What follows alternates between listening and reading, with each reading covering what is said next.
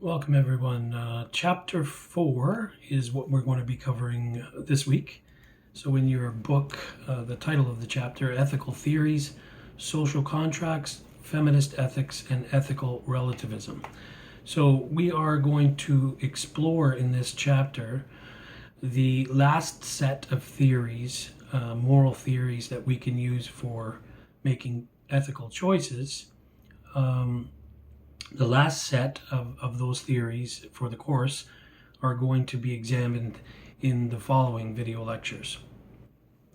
So I think what we're going to do is break them up, and I'll point to the slides and let you know where we are as we go through, so you can sort of keep up with the momentum, and we will probably record a few different video lectures to cover the content. Each of these theories that we're going to talk about are substantial in terms of their influence on modern ethics, but not just modern ethics. As we're going to see, the theorists that we talk about are not primarily ethicists, but they've written books and connected their ideas with a variety of other disciplines. In fact, the first philosopher that we talk about in this chapter is Thomas Hobbes, who wrote a very famous book called Leviathan, and he was a political philosopher.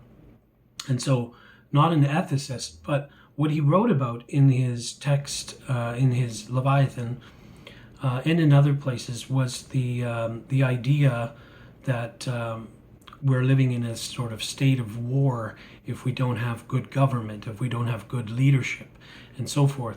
And so when we think about that, well, if he's writing a book that contains a political philosophy, then there's something about the political philosophy that impacts or affects, can be connected with our study of ethics, and primarily how to make more sort of better choices, and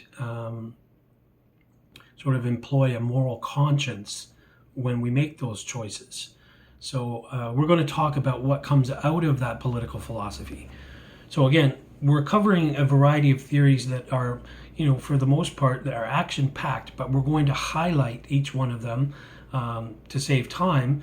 We can't read through each one of the theories as a whole piece. What we find in your textbook are excerpts. They call them excerpts, because they are a snapshot of the piece of work that we're examining in connection with the study of ethics. So I had to say that at the at the beginning to as sort of a disclaimer to where we're going. If you move to the first slide, you're going to see a picture, Thomas Hobbes and what we're talking about here, Hobbesian ethics. What you see on that picture is the cover, or the title page, let's say, the front display of his very famous book, Leviathan. And on the front cover there is pictured a king. And the king is holding two things in his hands, a sword and a staff. And so there's an idea behind this that he's getting at, having to do with how we run a community and how we organize politically. And he's going to say things in this book about what the human condition is like, what we are as people, how we are naturally, and how we need to have rules, and we need to have strong order in order to be able to sort of maintain a community, in order to remain in a state of peace. So if you look at that, you also see, so that sword and that staff are meant to sort of separate in a state, what he talks about in his work, separating religion and state. In other words, religion doesn't really have a place in the community when it comes to political sort of leadership. And of course, as we know, religion has caused a lot of wars, religious issues, and so forth have, caused a lot of wars in the past. And when he wrote this book, he was writing it in the middle of a civil war. And of course, he's looking around him thinking, we need to find a way to peace. And so what he does in this book is essentially that. He talks about the human condition, and that's the part we're going to focus on, but he also talks about the best sort of form of government, which he would call a monarch or a monarchy, an absolute monarchy, even if we're being keen on the terminology that we use. So the king is going to be in charge, essentially. But behind that whole philosophy is that we need to have strong rules, laws in place, and when people break those laws, they need to be punished to the fullest extent of the law. And if we connect that with ethics, well, why do we need such a strong sort of government? Why do we need to have amplified enforcement across a community? And Hobbes is going to tell us in his book, because we are essentially selfish, that naturally people are going to take everything they can for themselves, and without any law and order and a strict sort of sword behind that order, then we're not going to be able to live peacefully, that we won't be able to attain peacefully, attain peace as a community.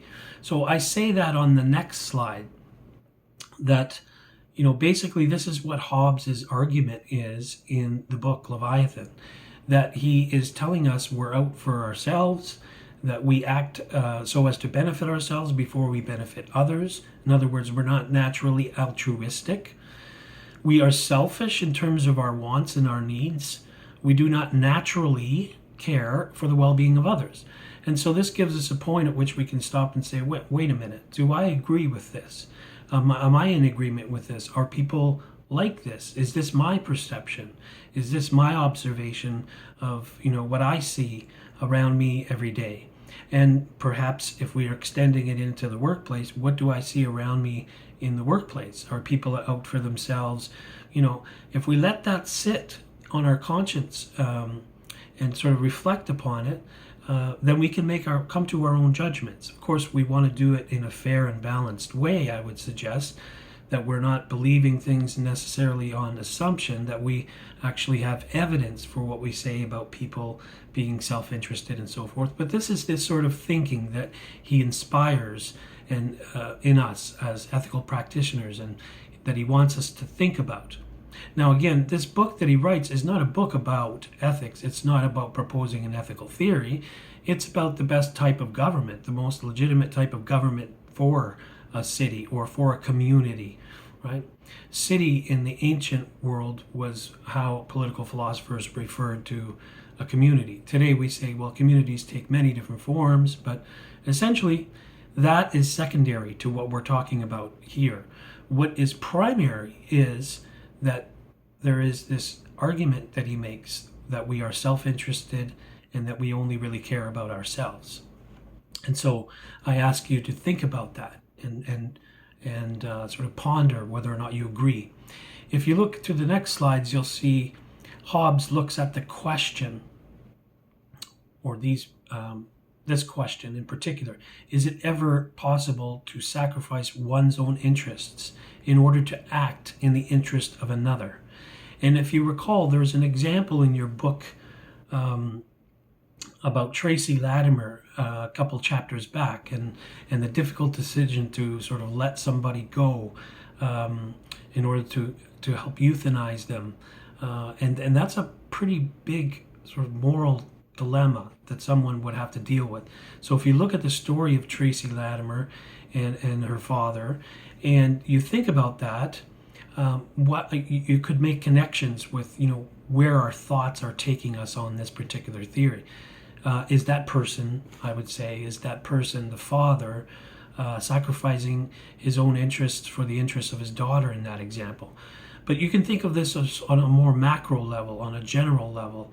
Is it ever possible to sacrifice my own interest for the interest of others? And how often am I acting in my own self-interest and so forth? And sort of point in this direction in terms of the theory and this type of thinking. So Hobbes is going to tell us it's not possible, because we're always seeking some kind of benefit, or in relation to the last chapter, some kind of consequence, some kind of happiness for ourselves, to make ourselves happy. So out of this theory comes what we call enlightened self-interest. So the idea here is once we realize that for the most part, we're self-interests or we're self-interested people, or if we buy into the logic that Thomas Hobbes offers us, then this is how it would look, at least in application to us and people that are studying ethics for the purpose of making better decisions in the workplace, social and business ethics. The natural condition of humans is constant conflict. We know that without leadership, without government, we're going to be in a constant sort of state of war, as I alluded to before. We must impose moral and legal structures upon ourselves in order to be able to live together. So this is sort of base one. This is where we start with Thomas Hobbes' work. We have to guarantee that there's a structure and laws and order to our community and how we're going to do this. And he's going to give us an idea and why are we doing this.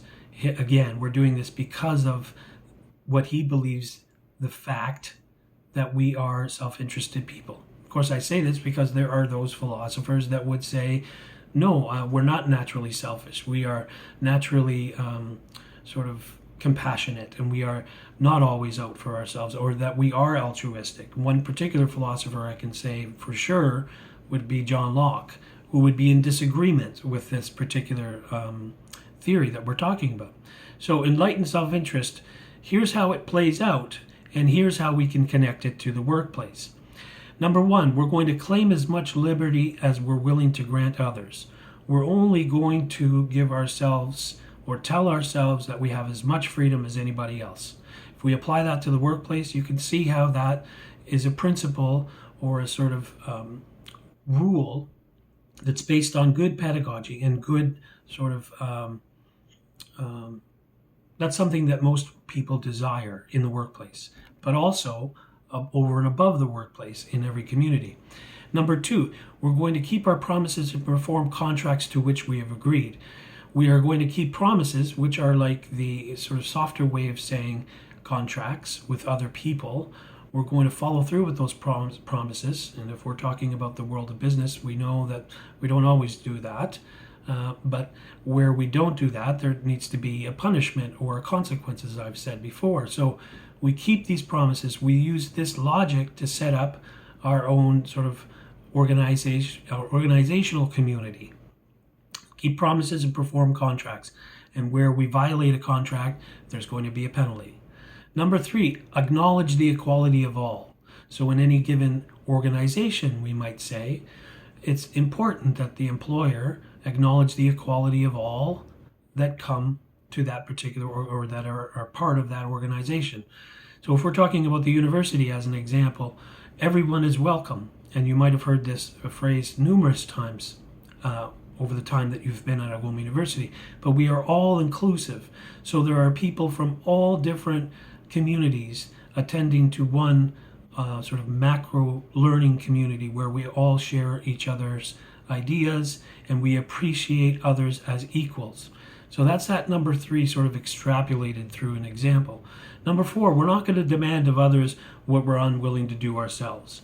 In other words, if we're applying this to the workplace, if we're not willing to do something, then we shouldn't be asking others to do it for us, because what would our motive be in that particular regard? And here when Thomas Hobbes is talking about this, he's saying it's unfair to demand of others what you're not willing to do yourself. So if it is a right action, in other words, then you could do it and you feel confident about it. But if it is a wrong action, you're probably going to be hesitant, or you might put it off on somebody else to do for you. If you move to the next slide, you'll see the continuation of enlightened self-interest. Things cannot be divided. Things that cannot be divided should be shared. So this is a rule that we could find ways of applying to the workplace. If we can't divide up this particular good or this particular thing, let's say, then we make a rule that everyone shares it in common, right? When we talk about a community, we can extend or amplify that example and talk about how parks don't really belong to anybody. There are parts in our community and here I'm saying parks and parts, but there are parks in every community, and no one really owns them. They're shared property. So that's what he was talking about. But here we can find a connection with the workplace and how to learn from this as ethical practitioners moving into the workplace. Number 6, people who disagree should submit their dispute to arbitrators. We should have judges and arbitrators that handle matters where contracts have been, or promises, as I said before, where there've been violations. So if you've been wronged, there should be a set of events that happen to what we would call it is essentially due process, to give you your due, to be fair to you. We offer this to you, and that includes everybody, whether that be in an organization or again in a community. Number 7, judges should be impartial. That means we don't want judges that are being steered by other forces, outside of what is in front of them at the particular time. And that's a whole other discussion that we could get into about justice and how justice connects with ethics. But here, Hobbes is giving us this to think about as well. Number 8, we should not do to others what we do not want them to do to us. And that's pretty simple and straightforward for us to understand. So we take this theory, and when we put it all together, we call this a social contract theory. We have to give certain things up to get the rights that we have in a community. When we enter an organization, we have to give certain things up in that organization to get the benefit and the things that we're sort of entitled to within that organization. And that's that two-way street, right? Social contract theory is really about having a benefit and consenting to what's, we say in contract language, there has to be consent and there has to be benefit. People are entering into contracts with each other because they know there's a benefit to them, right? But there's also a benefit that we hold on a wider type way. And outside of benefits, they consent to it. They agree to it. So that's what essentially social contract theory means. We have to think about the ultimate goal all of us have. Everyone wants, for the most part, we all want to live in sort of peace. We all want to go to work every day and have sort of good relations with others in the workplace. So, when we talk about it as, a community, we're all aiming in the same direction generally, right? Not all of us are on the exact same path, but we do appreciate having certain things. So again, we could ask questions about what these types of things are going to be, and we're going to cover that in the lecture, the follow-up on John Rawls, his theory. So more thought produces more an enlightened view here. When we, and that's Hobbes' sort of, we take away this point from Hobbes. That because we're self-interested, or that we know that we have a tendency to be self-interested, we should take some of these actions and sort of follow them. So I say on the next slide, the big idea: we want to be ethical in the business world, we want to be treated equal, and we want to benefit in some way. This is the wrap-up. In order to achieve that, we must cultivate the ability to be more altruistic, to live by some restraints, and understand we can't have everything that we want, and especially when there is supposed to be an exchange that is a moral exchange among people, and to acknowledge that we are naturally self-interested, again, or that we have a high tendency to be like this.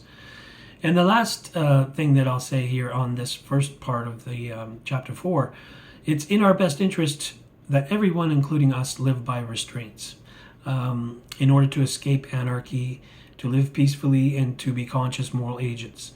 When we take a principle like that, what kinds of restraints would you want to have in an organization for people in order for them to get along, in order for it to run effectively, in order for it to be perhaps a moral corporation? Therefore, according to enlightened self-interest, an action is morally acceptable if it benefits an individual or organization without intentionally harming and the benefits counterbalance the harm. So we say that's really another sort of way of wrapping up what Hobbes has given us to think about. Self-interest as it affects our moral relationships might be the sort of simplest way to put this, what he's telling us about.